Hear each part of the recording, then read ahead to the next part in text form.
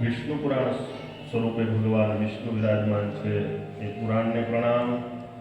આ સ્થાનના પૂજિત સ્થાપિત દેવી દેવતાઓને પ્રણામ. દિવ્ય લોકમાં વિરાજતા આપણા તમામ પિતૃઓને પ્રણામ. આપ સૌને મારા પ્રણામ. આપ સૌને મારા જય શ્રી કૃષ્ણ. હરિઓમ. ઓમ નમઃ શિવાય. જય સિયારામ.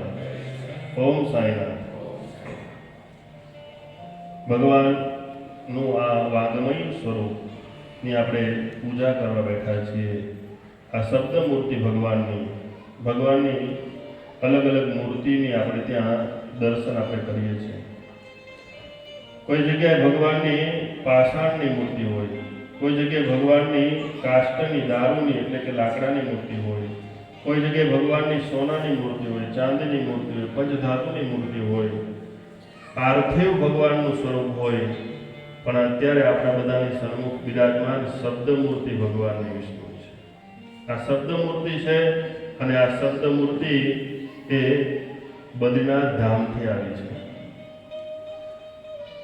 તો આપણે આ ત્રીજા દિવસની ગંગા ધારા જ્ઞાન ગંગા જે વહી રહી છે, તો આપણે બધા જ એમાં એ જ્ઞાન ગંગામાં આપણી પાત્રતા મુજબ એમાં પ્રક્ષાલન કરીએ, સ્નાન કરીએ.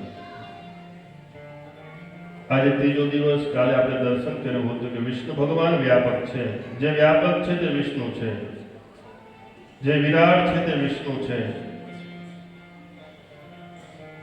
જેને મોટું થતા આવડે અને જેને નાનું થતા આવડે એ વિષ્ણુ. અણો અણિયાન મહતો મણિયાન. વિષ્ણુ ભગવાનને મોટું થતા પણ આવડે, જ્ઞાન પણ કેટલું કે યુદ્ધની વચમાં જ્ઞાન આપી દે.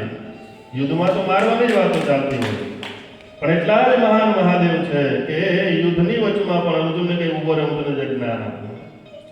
એટલે કેટલા વિદ્વાન, કેટલા મહાન અને કેટલા સરળ કૃષ્ણ કે જ્યારે યજ્ઞ થયો અર્જુનનો અને યજ્ઞમાં બધાને સેવા વેચવામાં આવી અને બધાની સેવા વેચી કે ભાઈ ભીમ તારે જમાડવાની સેવા કરવાની, નકુલ સહદેવને તમારે સેવાની, અર્જુનને ગુરુજનોની સેવા સોંપી, દુર્યોધનને કોષાધ્યક્ષ બનાવ્યો, તારે બધાને પૈસા તારે ચૂકવવાના. અને ભગવાન કૃષ્ણ કહે કે હવે કઈ સેવા બાકી રહી છે? તો કીધું કે જે બ્રાહ્મણો જમી લે પછી પડ્યા થાળી ઉચકવાની સેવા હજી કોઈને આપી નથી. કૃષ્ણ કહે કે આ સેવા મારી દ્વારકા કરશે આખી. કૃષ્ણએ થાળી ઉચકવાની સેવા કરી. દ્વારકાધીશ સોનાની નગરીમાં રહેનારો પણ આજે થાળી પણ અણોર અણિયાર મહતો મણિયાર. કે ભગવાન વિશાળ પણ છે, વિરાટ પણ છે, વ્યાપક પણ છે અને બધામાં છે, નાના પણ છે. આપણે ત્યાં આપણને મોટું થતા આવડે પછી નાનું નથી થવાતું. આપણા બધાની તકલીફ એ છે કે આપણે એકવાર મોટા થઈ જાય પછી આપણને આ સીટ કોઈ ન આવે તો આપણને ફાવે નહીં. પણ આ બધી ગુરુજનોની કૃપા કે તમારા જેવા સારા શ્રોતાઓની મારા ઉપર કૃપા કે હજી સુધી આપણને એવું કઈ અભિમાન આવ્યું નથી. અને મારી આ કથા ગંગા, જે કથા ગંગા કહેવાય છે, એ કથા ગંગા મેં કીધું હરિદ્વારથી ચાલુ થઈ છે.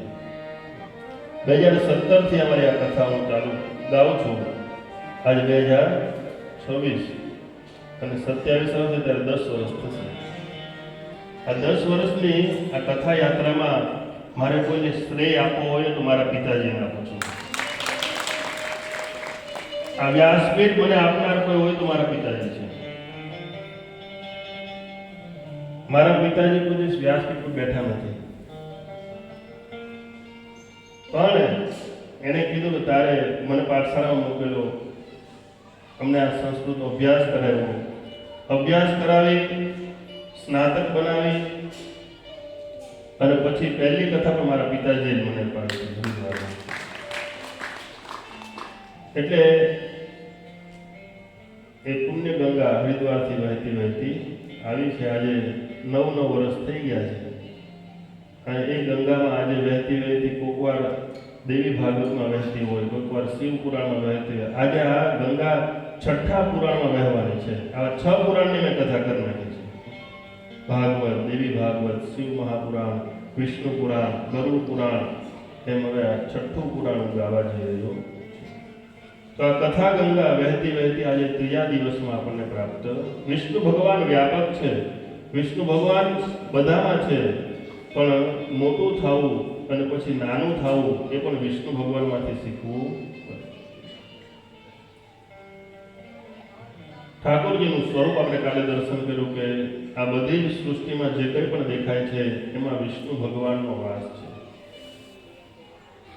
આપણા શરીરનું જ કાલે આપણે માપદંડ કાઢ્યું હતું કે આપણું શરીરમાં કેટલી 10 ઇન્દ્રિયો હોય છે, 5 જ્ઞાનેન્દ્રિય, 5 કર્મેન્દ્રિય, પંચ મહાભૂત, પંચ તન્માત્રા, મન, બુદ્ધિ, ચિત્ત અને અહંકાર.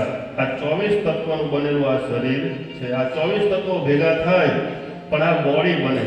24 તત્વોની ખાલી પાર્થિવ શરીર જ કહેવાય, પણ એમાં પછી સ્વયં વિષ્ણુ ભગવાન આવે ને ત્યારે હાલતું ચાલતું ખાતું પીતું થાય. આમાં વિષ્ણુ ભગવાન છે એટલે આજે આ બોલી રહ્યું છે, આજે સાંભળી રહ્યું છે, આજે ગાઈ રહ્યું છે, આજે નાચી રહ્યું છે. કેમ? એમાં વિષ્ણુ ભગવાન છે. જ્યારે એમાંથી ભગવાન નીકળી જાય એટલે પછી આ પાછું પાર્થિવ બની જાય, પછી આ કઈ મુવમેન્ટ કરી શકે